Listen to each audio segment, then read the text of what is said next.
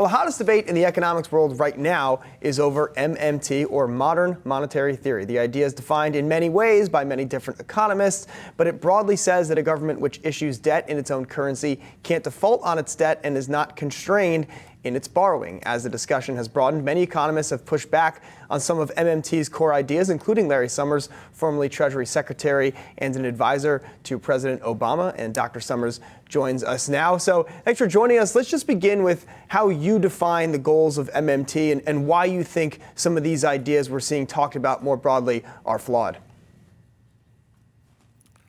I think MMT is today's version of Voodo economics.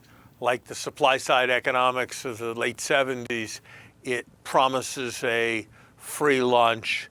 It takes ideas that have a little bit of validity and extends them to a grotesque point where they defy the laws of arithmetic.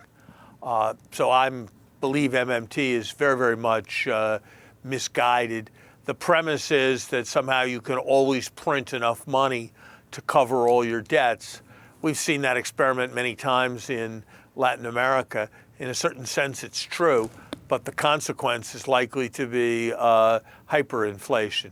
And there's no guarantee at all or any reason to think that printing enough money to cover all debt coming due or even all government spending is consistent with the maintenance of the independence of the central bank or consistent with the maintenance of price stability or consistent with the maintenance of a reasonable exchange rate. There are no examples of countries that have operated for a sustained basis with an MMT type policy framework. Now, in my view, I think a lot of the excitement from the left on MMT is because they've seen two successive Republican administrations go in, basically put through straight down the line supply side programs. They've won elections on that basis, and they would like an alternative to get their voters excited about. What kind of policies do you think the left could be proposing today that would, one, work economically, and two, maybe a counter to the supply side dogma that we continue to see from the right? Well, I focus on giving economic advice rather than giving political advice. President Clinton was successful in being reelected with policies that were consistent with sound government finance. The same was true with respect to President Obama. So I don't think there's any conflict between being in favor of reasonable economic policy and being successful politically. I believe we need to do much more to extend health care in this country. I believe that it's terribly important that we address global climate change.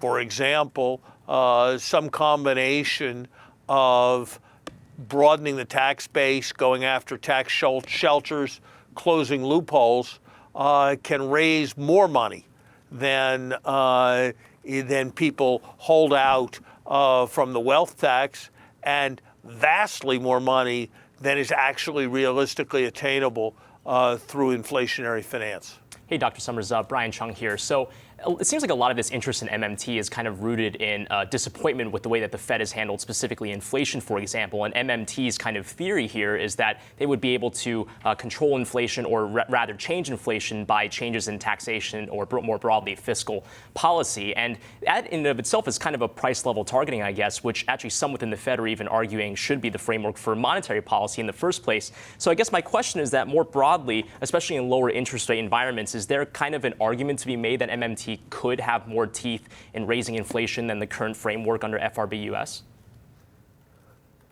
I don't know what exactly you have in mind. Certainly, in a low interest rate environment, it can be appropriate to run expansionary fiscal policy. That's why I've urged expansionary fiscal policy as an antidote to secular stagnation for most of the last decade.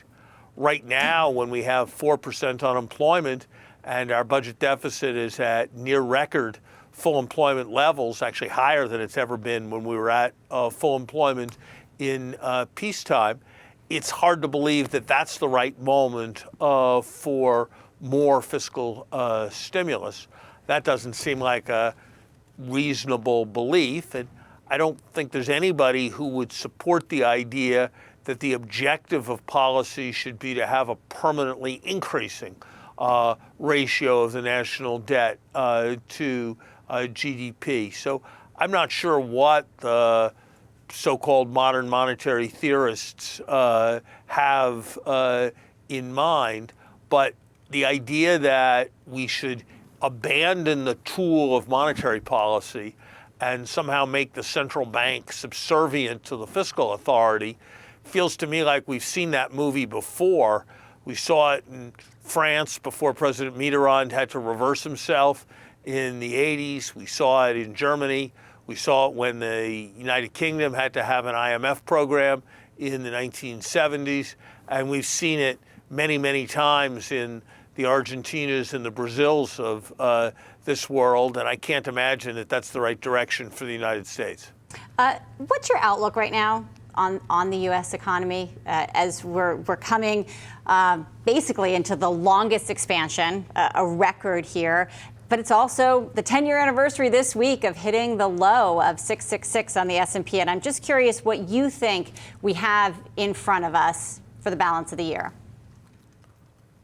I think the most likely thing is that the economy will continue to grow, but will grow considerably more slowly than it did last year, and that over time, the odds that a recession will come at some point increase. And I'm very much concerned that we lack room to respond. Usually we've responded to recessions with cuts in interest rates of 500 basis points or more, and we're not going to have that kind of room this time.